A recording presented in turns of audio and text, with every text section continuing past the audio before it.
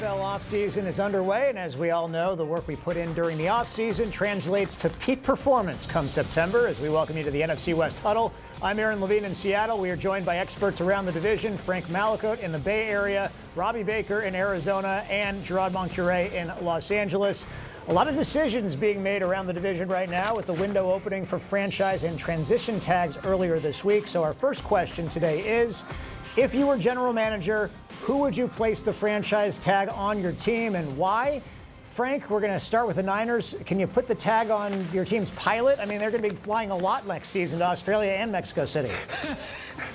No kidding. Yeah, Australia, Mexico City, New York, Atlanta, and, of course, the NFC West and everything in between. But I think I would put the tag on Juwan Jennings. I mean, can you name 5 receivers, 3 receivers, 2 receivers on this team that were productive? He is their go-to guy. Third down to Juwan. I know we all love Ricky Pearsall, but we got to give him an incomplete.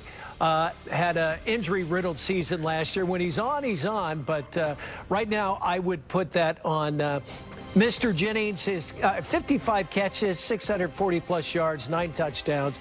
And he was injured in one game. He took a helmet right to the rib cage, broke 3 or 4 ribs, only sat out 1 game, and then showed up the next week and did his thing. So, and he's got a little attitude as well. It will be expensive.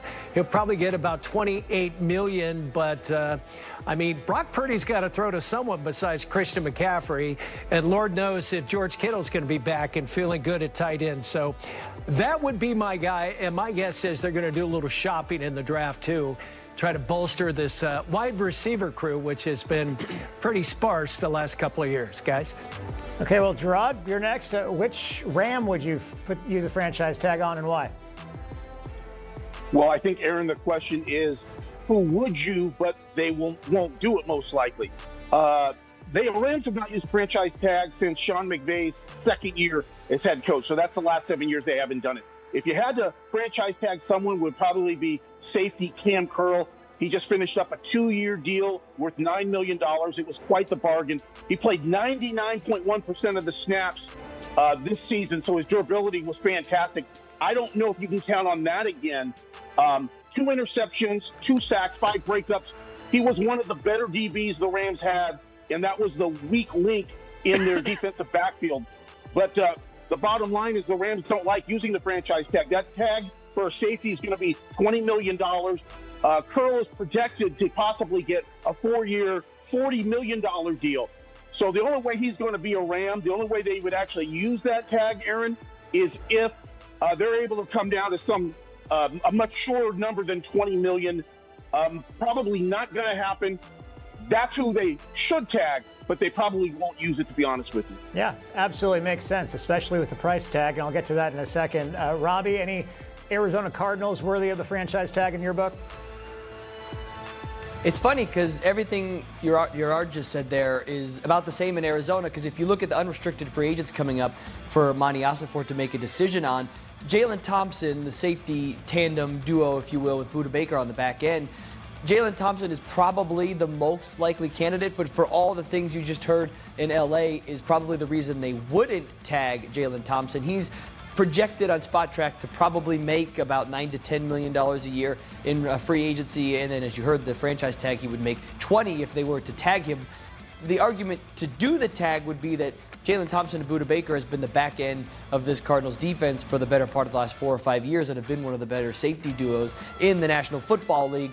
But when you look at this Cardinals roster, so many holes, so many areas they have to shore up and fix. I'm not sure giving $20 million to a safety, even though it would only be for 1 year, would be the most prudent piece of business Monty Ossenfort has done.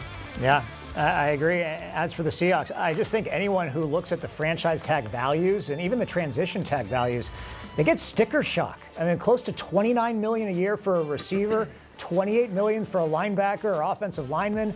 The highest salaried players at these positions have skewed the top 5 average to unprecedented levels right now. So if I was going to use it on anyone, I would be cheap, and I would give it to the cheapest position outside of special teams, and that is running back.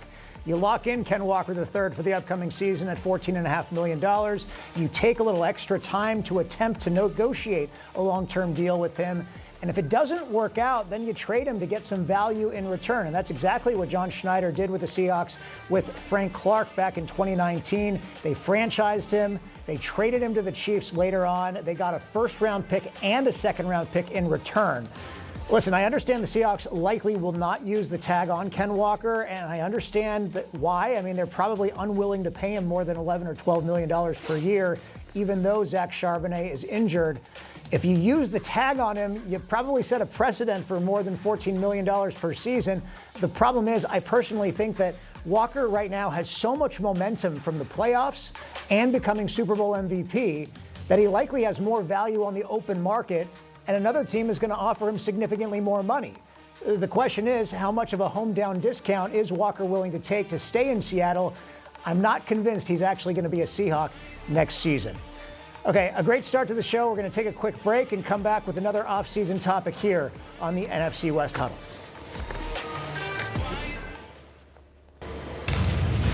Well, welcome back. Up next, forget the franchise tag. Of all of your unrestricted free agents, who is the most important to re-sign this year, and is it realistic? What kind of contract would it take?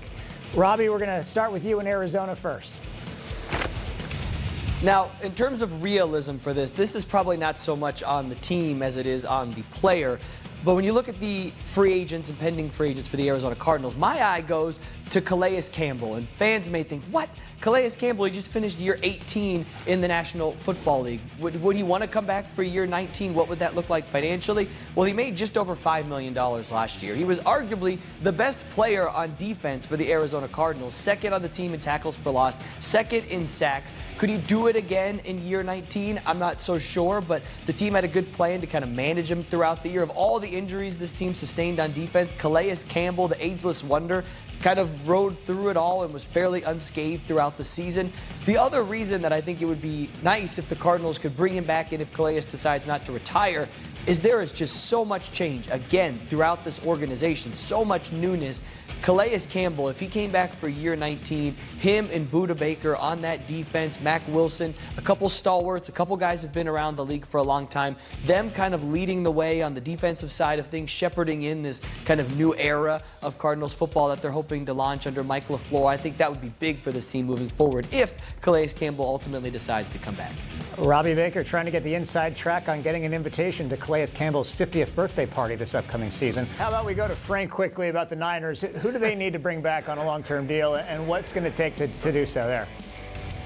All right. Well, we all remember Jake Moody, and that was not such a great memory, and he flopped around with Chicago and Washington. I would give money to Eddie Pinheiro, their place kicker. The guy made a little over $1 million last year. He came in at week 2 or 3, was Mr. Dependable, missed only 1 field goal out of 29, 34-38 on extra points.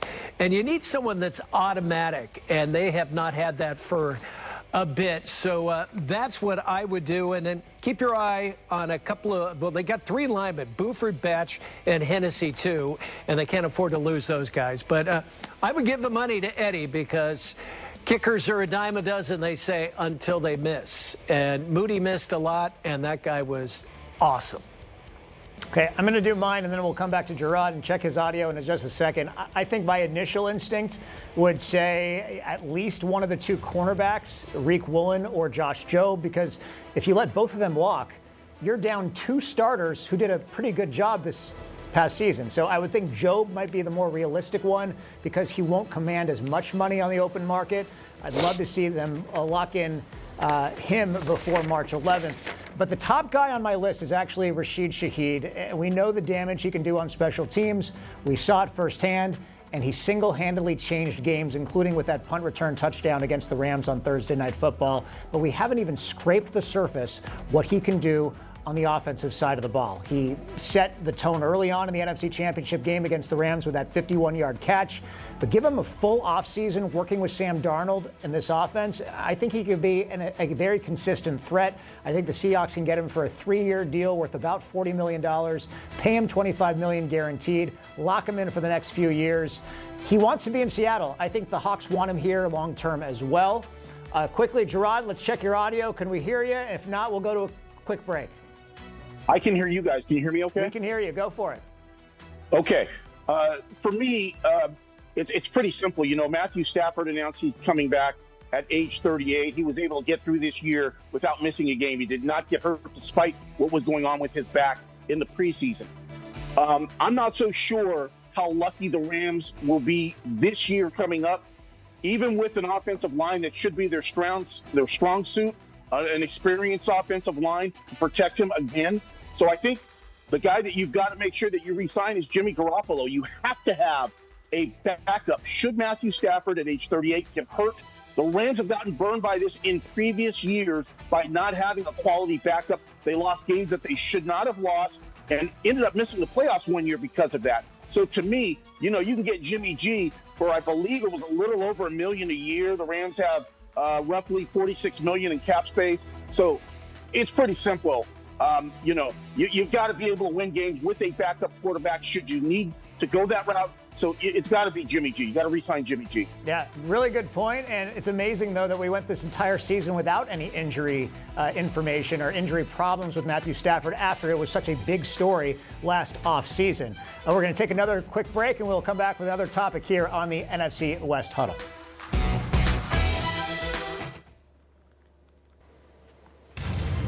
Back here on the NFC West Huddle, as expected, the Seahawks were officially put up for sale earlier this week as mandated by the Paul Allen Trust, albeit more than 7 years after his passing. So our next question today is, who do you think will be the next Seahawks owner and why? I want to get everyone else's opinion on this first. So, Gerard, we'll start with you. What is the thought in Los Angeles? Well, to me, it's obvious. I don't know if it's going to happen, but it's obvious. You got to go to former Microsoft executive Steve Ballmer, the owner of the Clippers. He and Paul Allen had a stormy relationship early in that tenure with Microsoft, but they later became pretty good friends once Allen was sick. And Ballmer even credits Allen with mentoring him and leading him towards sports ownership, which, you know, made him decide to buy the Clippers. And what he's done with the Clippers in this land of Los Angeles Lakers, which is an impossible market for another basketball team to be in, he has made the Clippers not only marketable, but also a landing spot for NBA players. I mean, what he has done with the way that he runs the franchise, treats the team, and then built Intuit Dome, the state-of-the-art arena in the NBA, is absolutely mind-boggling. I mean, if you're a Clipper player, you can live in Manhattan Beach, Redondo, drive 15 minutes, practice at Intuit Dome, play your games at Intuit Dome, state-of-the-art facility.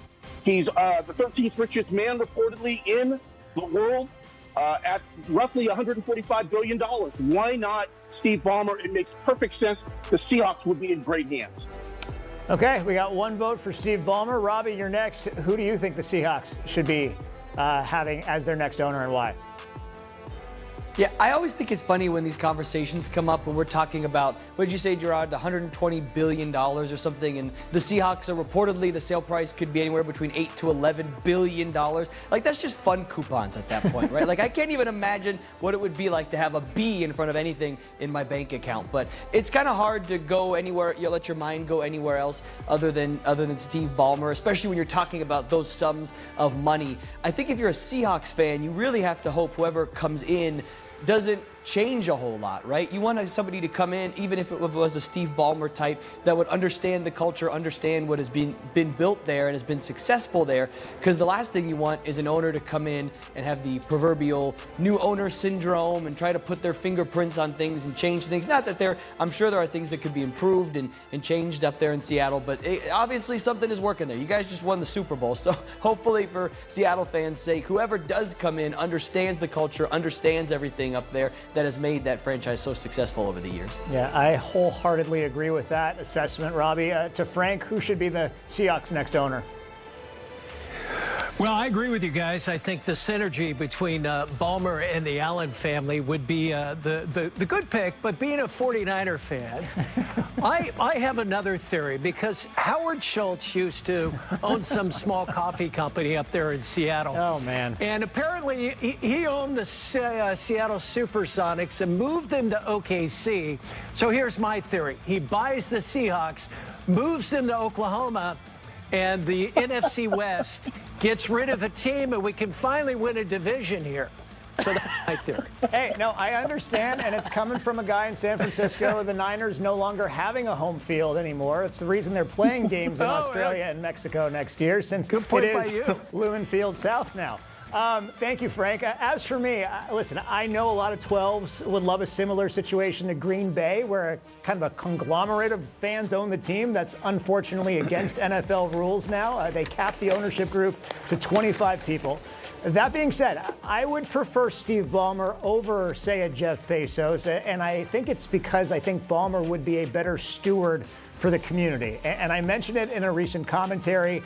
That is priority number one, an owner that understands how important this team is to this region and to put the fans first. The sale of anywhere between 7 and 10, maybe $11 billion, that's going to be 40 to 50 times what Paul Allen paid back in 1997. These teams are going to rise in value over time. So we need someone who is hands-on enough to want to win, but is hands-off when it comes to maximizing profit, because at the end of the day, profits are inevitable here. Ballmer was part of a group that tried to bring the Sonics back to Seattle about 10 years ago. He understands how scarred we are from them moving to Oklahoma City.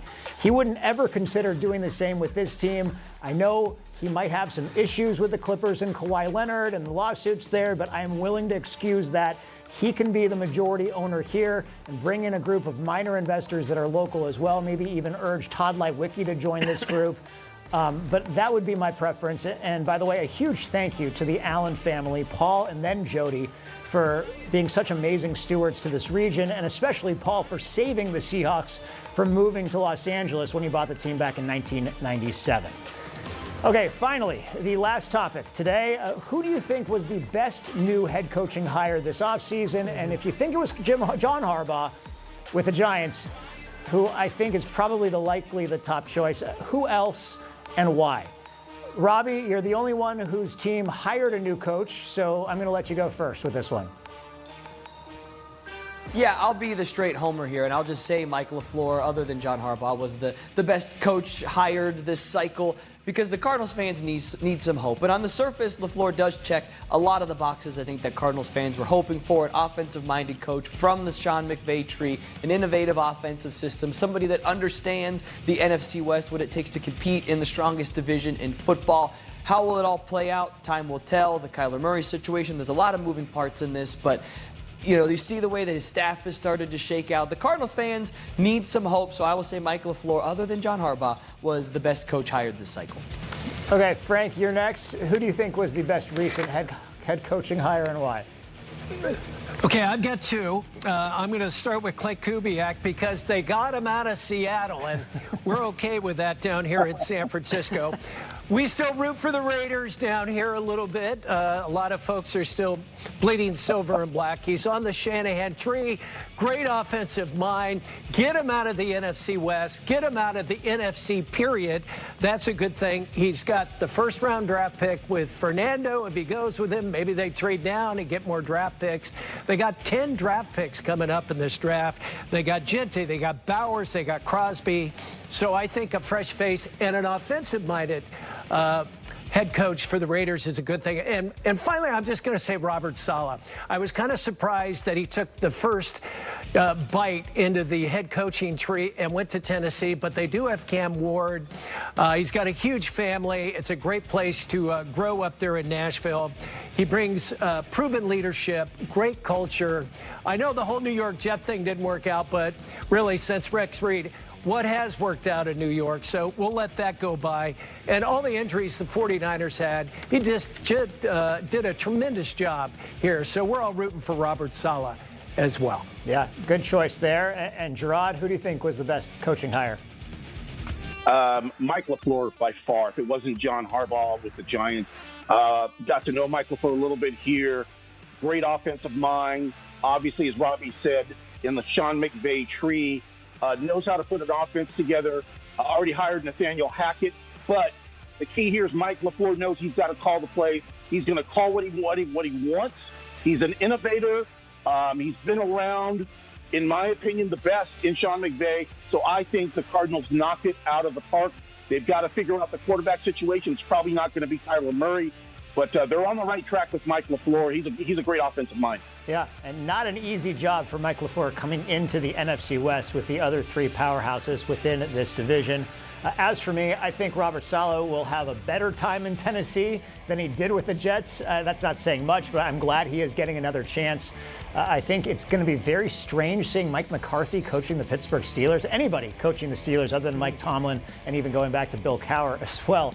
I'm really wishing the best to Clint Kubiak in Las Vegas. I echo Frank's sentiments, not because he left Seattle. I think it's a big loss for the Seahawks, but what he was able to do in Seattle in just one season. And then also the offensive numbers he put up with the Saints, despite all the quarterback injuries they had a couple years ago, leads me to believe that Clint Kubiak is not just deserving of this head coaching opportunity, but he has a chance to do something with that franchise that hasn't been done in a while. I mean, he's going to be getting a possible franchise quarterback in Fernando Mendoza. He's got Ashton Genty and Brock Bowers. Those are pieces you can build an offense around. So I think a 500 record is attainable next season, which would be a huge step in the right direction in Vegas. And long term, I would not be surprised if Clint Kubiak has some success overall in Vegas. I do have a question, though, for Frank before we go today. The Seahawks winning the Lombardi Trophy at Levi's Stadium, and not only winning it, but then also celebrating in the 49ers locker room because that was the NFC locker room. Do you think the Seahawks planted certain things, hid things in that locker room that might come to pass over the next year or two as the Niners are back in that home locker room following that Super Bowl win by Seattle? Well, I think they were there in Week 18 and had a monster win to get that #1 seed. And didn't they have a couple of cigars that they kind of tucked away in some cubby holes there? Yeah, and, that was in the visitors' locker room, so don't know whether it's going to be... Oh, that was a visitor. Oh, that's true. Good point by you. I don't know. The 49ers will open up Pandora's box here in the fall, and, we'll see. But that first game's in Australia, so it'll be week number 2. Yeah, and just a reminder that Super Bowl 61 is at SoFi Stadium in Inglewood next year. Going to do it for us. Aaron, let me just say, I'm glad someone celebrated at Levi Stadium because no one in the Bay Area, football-wise, has celebrated in such a long time. So congratulations to the Seahawks. On that note, we're done. You guys are brutal. Come on.